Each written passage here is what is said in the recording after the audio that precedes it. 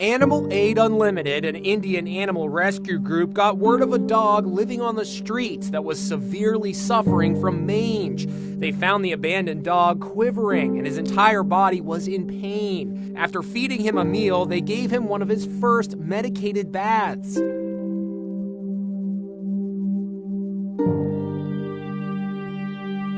They continued to take care of him with baths and feedings, and shockingly, 6 weeks later, he was completely transformed.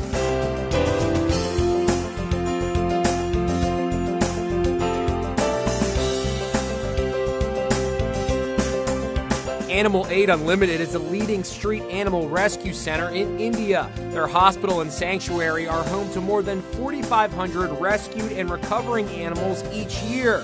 This is the same organization that helped rescue a puppy that was covered in tar. If you would like to help donate to Animal Aid Unlimited, visit InsideEdition.com for a link, and be sure to watch Inside Edition.